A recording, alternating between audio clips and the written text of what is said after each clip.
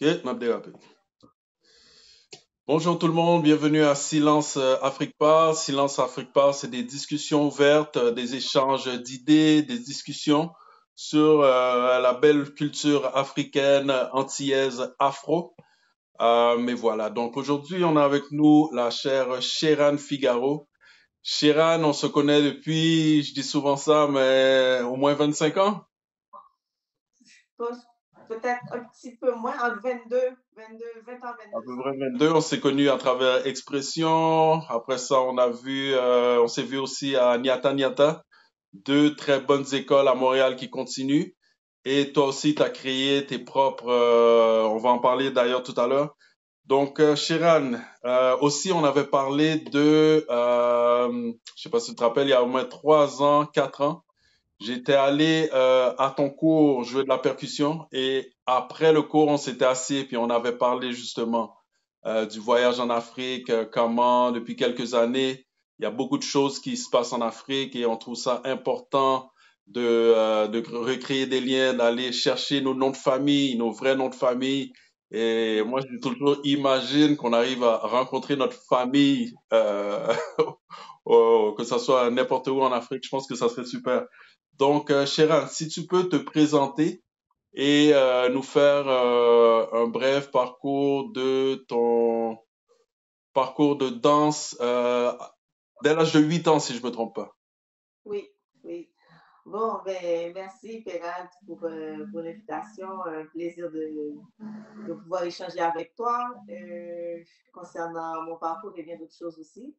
Donc, pour mon parcours en danse, j'ai commencé à l'âge de 8 ans. C'était mon père qui nous a initiés à la danse, mes soeurs et moi, en Haïti, à Port-au-Prince.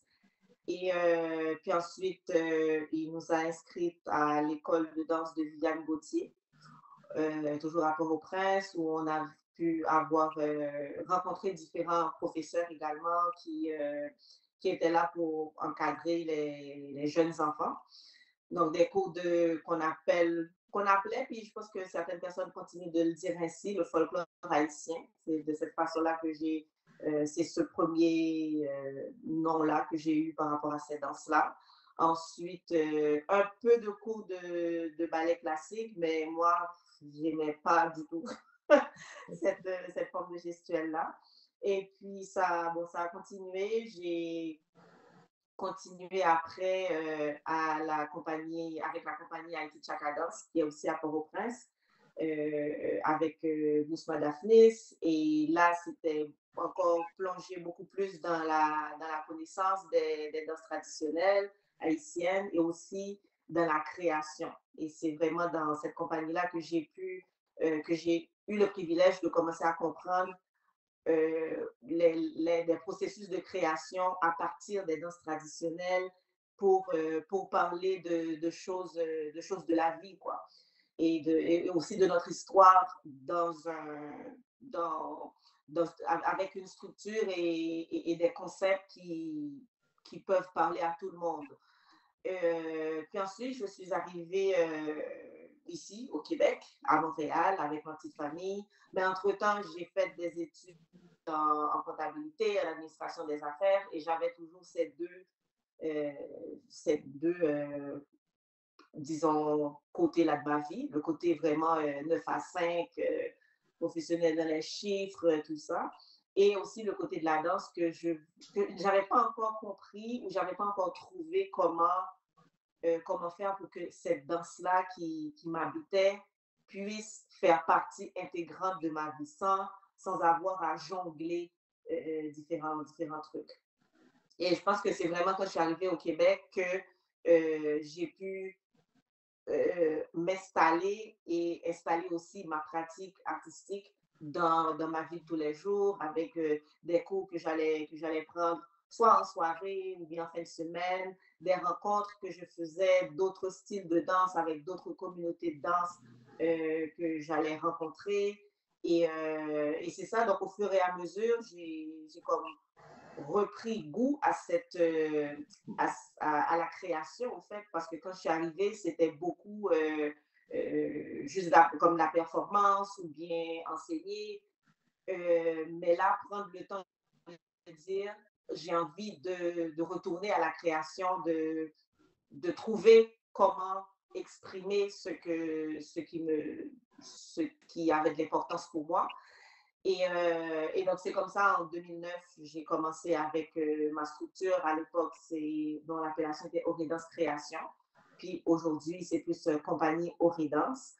Et c'est ça, donc depuis 2009, je suis vraiment bien ancrée dans ma pratique artistique et puis ça continue, quoi. C'est bien, c'est bien. Est-ce que tu peux nous parler plus de tes services? Qu'est-ce que tu donnes? Donc, tu parles juste nous parler de ton style. Tu as parlé un peu, mais comment tu pourrais décrire ton style? Et bien sûr, je sais que tu participes à Youn, tu participes à Essence. Donc, si tu peux Mhm. nous dire, c'est ça, ton style et tes activités, tes services et dans quoi tu participes alors? OK. Ben, disons, les danses sont les danses traditionnelles haïtiennes, puis mon style ou plutôt ma façon d'apporter ou d'habiter cette danse-là, moi j'appelle ça la danse haïtienne contemporaine. Et de façon volontaire, je dis haïtienne contemporaine. Ce que je veux à travers ma démarche, à travers mes créations, c'est de pouvoir euh, apporter ou euh, partager mes, disons, des idées, des concepts qui parlent de la vie de tous les jours, qui parlent des conditions humaines, qui parlent de renaissance, qui parlent de territoire. Donc, apporter tout ça avec une perspective qui vient ou qui est ancrée dans les danses traditionnelles haïtiennes, donc dans leur symbolisme, la gestuelle. Euh, Au fait, pour moi, c'est comme défendre un petit peu la pertinence de ces danses-là, défendre la pertinence de la tradition dans notre monde contemporain. Et pour ça, il y a non seulement les créations, donc où on fait des performances sur scène, etc., mais il y a aussi le côté formation qui est très important pour moi. Donc, c'est avec ce côté formation-là que j'ai comme mis en place ce que j'appelle le programme Essence, qui est un programme euh, qui, qui rend disponible la danse à des personnes qui se questionnent sur leur identité, qui ne sont pas nécessairement des professionnels de la danse, mais qui veulent ou qui sont intéressés au mouvement et au mouvement qui nous habite, nous, en tant que peuple, soit afro-descendant ou bien peuple haïtien. Et donc, c'est ouvert aux femmes, aux hommes. Donc, depuis quand même, je pense que ça va faire 10 ans, oui, en 2016 quand j'ai commencé, que c'est un groupe de personnes, on se réunit avant la pandémie, c'était à chaque samedi. Donc, 2 heures où il y a de la recherche créative en même temps que l'apprentissage des pas traditionnels. Et pour moi, d'ouvrir notre façon de penser, notre façon de voir les pas traditionnels et de réfléchir sur ces pas-là par rapport à ce que notre corps dit et ce qu'on est en train d'observer quand on est en train de danser. Et ensuite, en 2019, j'ai commencé avec Cindy Belote et Aïka Matelier, le collectif Youn. Et depuis 7 ans, on se rencontre, on met en place à chaque année un stage intensif de danse haïtienne où on se relaie l'enseignement. Donc, il y a des jours c'est Aïka, des jours c'est Cindy Belote. Donc, je tiens à préciser que Aïka Matelier, c'est de la formation expression et Cindy Belote, c'est de la formation Mapouguinet. Donc, tranquillement, on a commencé à inviter des professeurs également pour enseigner avec nous pendant la semaine. Avant, c'était comme 3 semaines.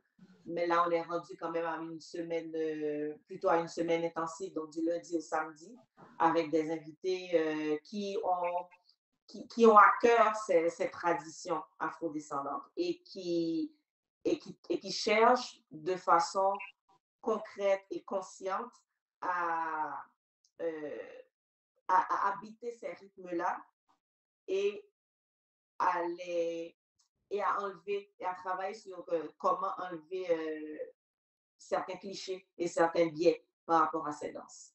Donc, cette année, c'était notre 7e édition. On avait invité la Colombie et Cuba, donc deux artistes, deux danseurs provenant de ces pays-là.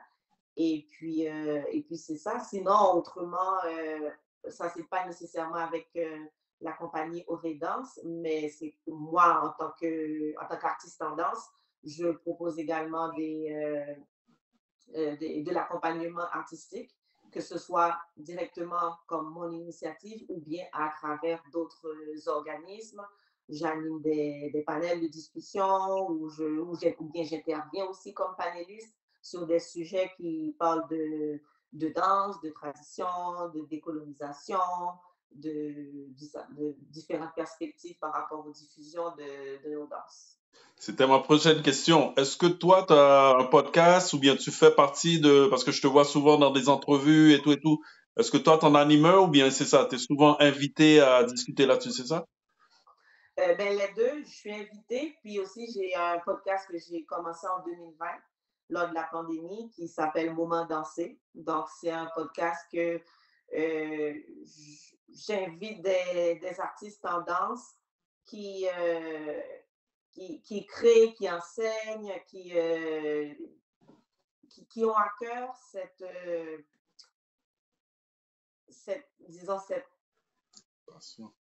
disons, qui veulent travailler pour démocratiser, pour rendre accessible, pour enlever les, les barrières par rapport à ce qu'on peut penser de nos danses. Et quel que soit le style de danse, il y en a qui sont street dance. Donc, pour moi, c'est comme ces danses-là qui viennent de nos racines, de nos traditions afrodescendantes. C'est comment qu'on les vit aujourd'hui, comment qu'on crée à partir de ces danses-là. Et donc, pour moi, le terme contemporain, c'est un terme que je dis toujours, qui n'appartient pas à l'Europe.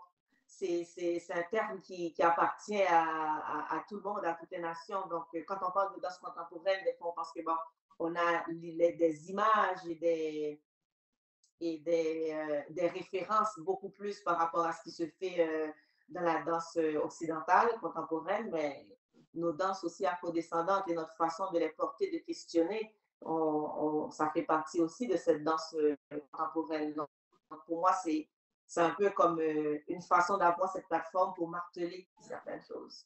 C'est très beau ce que tu dis et je trouve de plus en plus avec le travail que tu fais, que beaucoup de personnes font, je trouve que on commence à comprendre il y a Hollywood qui amplifie des fois les choses, qui déforme les choses, qui déforme et s'acquiert les choses. Et maintenant, en tout cas, on va pas rentrer là-dedans, mais c'est vrai que c'est bon en parler, découvrir tout ça. Ça existe en Haïti, ça existe aussi. On va aller vers ton voyage, ton récent voyage. Tu es allé au Sénégal. Oui. Est-ce que c'est la première fois que tu es allé en Afrique et au Sénégal, qui est un pays musulman? Comment tu trouves, premièrement, est-ce que le vaudou est représenté là-bas? Écoute, je sais pas, explique-nous dans quel cadre tu es allé, puis on va aller vers comment c'est vu justement au Sénégal. Ben, c'était ma deuxième fois en Afrique. L'année dernière, j'étais en Afrique de l'Est, j'étais en Éthiopie. Puis cette année, c'était comme une décision, un peu une initiative de ma part, mais à la maison, tout le monde a embarqué. Et à partir de cette décision-là, de cette ouverture-là pour aller au Sénégal, il y a comme il y a des portes qui se sont ouvertes et des collaborations qui ont pu être mises en place entre moi, la compagnie Redance et aussi des artistes qui évoluent au Sénégal et précisément à Dakar. Et donc, c'est ça. Donc, on a été sans trop savoir à quoi on devait s'attendre. C'est sûr que, comme tu dis, Hollywood a fait un travail bon, monstrueux de nous montrer. Et jusqu'à présent, je pense que même au niveau des médias, ça montre une Afrique euh, pauvre, une Afrique qui... En tout cas, c'est comme pour montrer qu'il ne faudrait pas aller là, ou bien si tu y vas, ben, tu y vas comme quelqu'un qui va apporter de l'aide, parce qu'ils sont démunis, ils n'ont rien, etc. Et moi, j'étais déjà convaincue que ça, c'est une propagande. Donc, quand je suis arrivée, même si je ne savais pas à quoi m'attendre, mais je savais clairement c'est un, que ce serait de toute façon faux par rapport à cette propagande-là des médias. Donc, quand je suis arrivée, j'étais surprise de voir, surprise, et peut-être pas surprise, mais de ressentir Port-au-Prince à Dakar, de ressentir ce flot euh, d'activités, de la façon dont les gens se portent, comme au niveau de leur posture, comment ils marchent, comment qu'ils t'interpellent dans la rue, la façon de négocier, la chaleur au niveau de la température, mais qui n'est pas du tout humide comme on connaît ici à Montréal, par exemple. Et aussi, leur, puis ça, c'est quelque chose que j'ai comme attiré l'attention de mes enfants là-dessus. Comme, vous voyez, ils se mettent pas au soleil, là. C'est comme, parce que bon, c'est sûr qu'ici, on a, quand je dis ici à Montréal, au Québec, on n'a pas le soleil tout le temps à longueur d'année. Donc, quand il y a le soleil, tout le monde se met au soleil, puis on veut bronzer à n'en plus finir. Et là, c'est comme en Haïti. Oui, c'est un pays chaud, il fait chaud, mais on conjugue avec le soleil, on conjugue avec cette chaleur-là. Donc, on se met à l'ombre, on s'hydrate. C'est comme, ouais, pour moi, ça a été un rappel de comment qu'on est avec le soleil. Ça, pour moi, vraiment, c'est comme, ah oui, ok, c'est comme en Haïti, en effet. Mais je ne m'étais pas rendu compte quand j'étais en Haïti qu'on allait chercher de l'ombre, qu'on était à l'extérieur, et puis soleil ou pas, si tu as un rendez-vous, je ne sais pas, professionnel, ben, tu mets ta chemise à manches longues, tu mets ta cravate. C'est pas parce que tu es dans un pays chaud, tout le monde est en short et puis en camisole. Il y a cette façon de conjuguer avec la chaleur, le soleil, que pour moi, ça a été un rappel de dire, ah, OK, il y a quand même il y a quand même cette façon de se tenir, de se vêtir qui témoigne de comment on vit avec cette température-là. Et quand tu me poses la question par rapport à la religion, un pays comme 80 plus de 90% musulmans, ça c'est très modéré. C'est très modéré. On ne se sent pas agressé ou que quelqu'un veuille te faire entrer dans la tête quelque chose. Les pratiques, je peux dire, ancestrales, j'avais parlé à un danseur qui me disait, ils appellent pas ça vaudou, ils parlent de pratiques ancestrales et dépendamment de leur, du peuple d'où ils viennent, ça prend des formes différentes et ça prend aussi des pratiques et des façons de faire différentes également. Nice, nice, nice. T'as aimé la nourriture? T'as aimé? Est-ce que tu t'es senti inquiété pour ta sécurité le jour, la nuit? Ça a bien été? Ouais, ça a bien été. Sécurité, c'est comme tu te promènes puis t'as vraiment pas peur. Tu te promènes à Dakar, c'est comme, il était comme faisait tard, on se promène, tu sens pas que tu dois comme surveiller par-dessus ton épaule, non. Puis la nourriture, elle est extraordinaire. Et on s'était dit, on ne va pas là-bas pour manger de la pizza ou bien des frites. Donc, oui, il y a des petites affaires de fast-food ou des certains restaurants, ils vont le proposer. Mais nous, on voulait vraiment être dans la vie de ce pays-là, vraiment. Donc, la bouffe, les boissons, tout ça, c'était du Sénégal. Très accueillant. Oui, je faisais rapport à l'acceptation justement de la culture et tout, parce que moi j'ai été plusieurs fois au Bénin, et au Bénin j'étais vraiment étonné de voir comment c'est, je veux dire, c'est dans les pratiques normales, je veux dire, il y a des jours spéciaux pour ça, le vaudou on le voit partout, que ce soit à Ouida, présentement le président là-bas, pour l'instant c'est Patrice Talon, et Patrice Talon va voir, il va voir la communauté vaudou et tout. Donc c'est vraiment beau, vraiment accepté. C'est pour ça que je voulais voir c'était comment au Sénégal. Et au niveau de la danse, comment t'as trouvé les échanges? Moi, mon expérience à moi, c'est que je savais pas que beaucoup de rythmes que je joue à la percussion, c'est le nom de peuple là-bas. Beaucoup de danses se ressemblent, beaucoup de terminologie, comme on a dit au gars, comme le mot vévé. Il a mis des choses par terre et puis il a dit voici un vévé. Et puis on a dit waouh, c'est beaucoup de similitudes. Est-ce que tu as retrouvé ça là-bas? Tu as joué aussi avec des percussions, des percussionnistes? Non, j'ai pas joué avec des percussionnistes. J'ai Au fait, là, je ne vais pas généraliser par rapport au Sénégal, je vais aller vraiment par rapport à mon expérience et les échanges que j'ai eus avec des artistes et mes constats également. Par rapport à la danse, mais déjà par rapport comme est-ce qu'on voit est-ce que moi j'ai vu des comme le vaudou comme exposé ou bien des trucs de ce genre-là. À Dakar, je peux dire non. J'ai plus vu des musulmans qui faisaient leur prière. Yeah. Donc, il y a à différents moments de la journée, que ce soit au marché ou sur une rue. Donc, quand c'est le moment, non seulement on entend l'appel à la prière, mais qui font leur prière. Ce que j'ai remarqué, c'est qu'en parler, surtout avec des artistes et même aussi avec d'autres personnes, ils en parlent sans gêne. Ils parlent des pratiques ancestrales sans gêne, même si, que ce soit eux qui pratiquent ou bien qu'ils sont au courant que ces pratiques-là se font, existent. J'ai pas ressenti disons, une volonté de créer une distance par rapport à ça.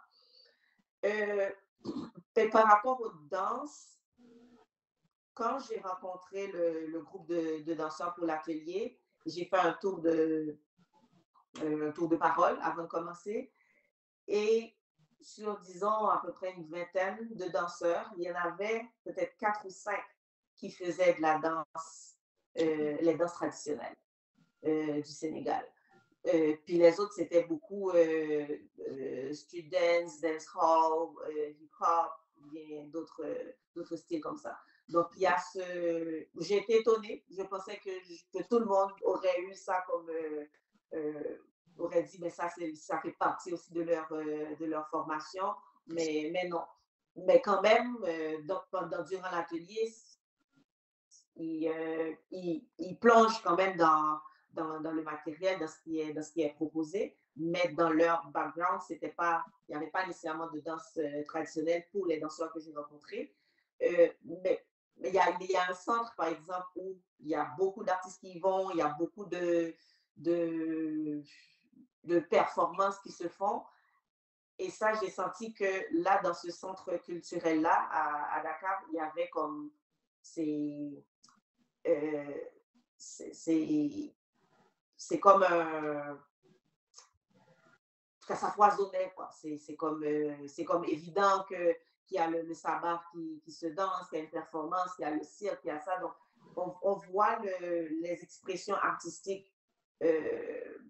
Pour moi, j'ai beaucoup plus vu d'expressions artistiques qui ont un lien avec les traditions que les pratiques ancestrales que quelqu'un à un coin de rue ou bien faisait, par exemple. Mm-hmm. Nice, nice. C'est très agréable à entendre tout ça. Tu as fait allusion tout à l'heure quand tu es arrivé au Sénégal. Haïti, on va pas trop déborder, mais quand j'ai parlé à Makida, quand j'ai parlé à Vélina et tout ça, me disent que la danse en Haïti, écoute, je parle aussi à Batala, de Atelier Tambour Plein Minuit. Et tous me disent, écoute, la volonté est là, mais la situation du pays font que les choses sont difficiles. On se dirige tranquillement vers la fin. Est-ce que tu as un mot d'encouragement? Est-ce que tu as une opinion sur la situation en Haïti présentement? Par rapport à la danse, En général, sur la danse, est-ce que tu connais les écoles que tu as nommées tout à l'heure? Est-ce qu'ils peuvent continuer à enseigner? Comment ça va le niveau de la scène de la danse en Haïti? Et si tu as une opinion, un mot d'encouragement pour la situation? ouais. Ben, c'est bon, c'est sûr que la situation sociopolitique, économique en Haïti, c'est difficile. Donc, les artistes qui sont encore en Haïti, parce qu'il y en a plusieurs qui ont quitté. Donc, ce sont des artistes qui essaient, qui font de leur mieux pour continuer, pour résister, pour continuer avec la danse.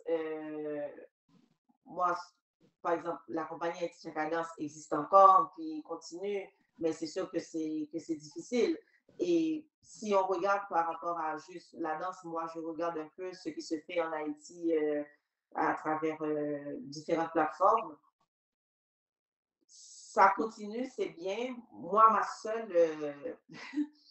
mon seul souhait serait que que les artistes en danse, les différents acteurs culturels qui travaillent en danse ou qui veulent faire quelque chose pour la danse, euh, comprennent qu'il faut encore plus s'ancrer dans les traditions.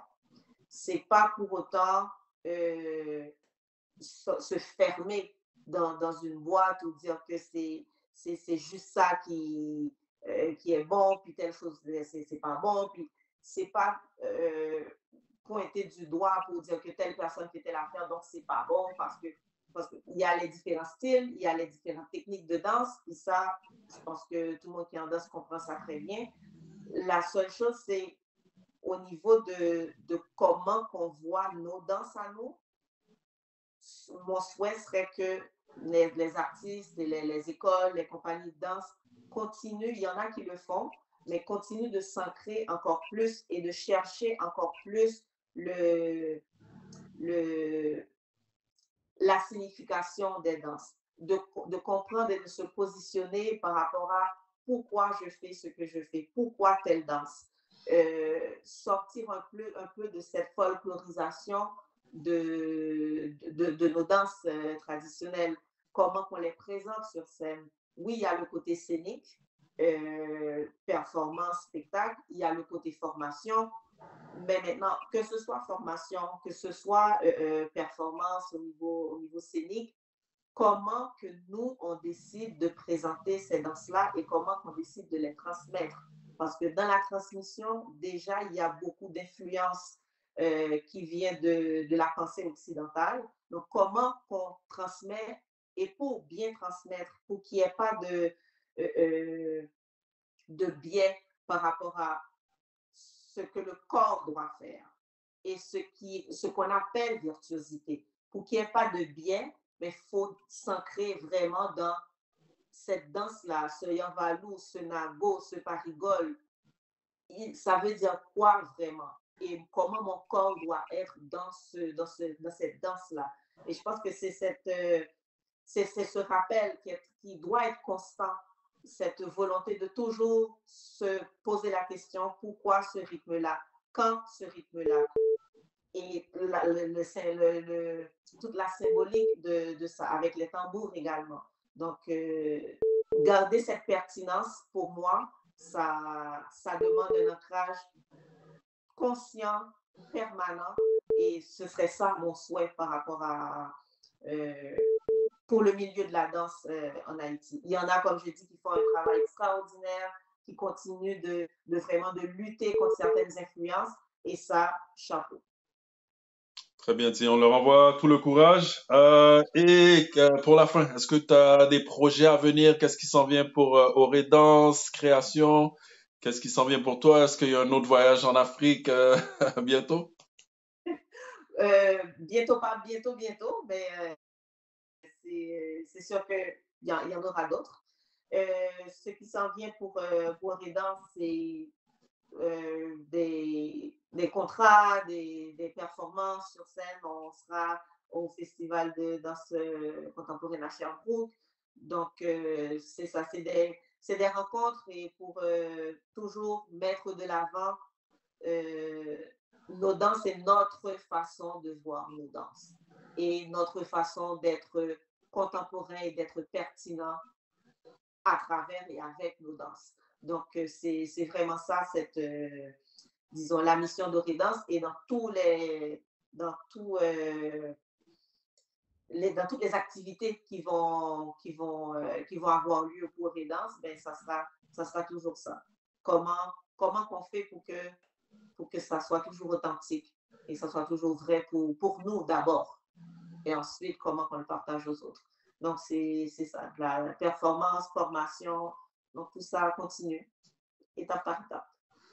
Silence Afrique parle. Merci beaucoup, Shiran, d'avoir partagé tes points de vue, ton voyage en Afrique, ton parcours et tout. Merci beaucoup et à très bientôt. Merci à toi, Thérèse. À bientôt. Bye bye. Merci tout le monde.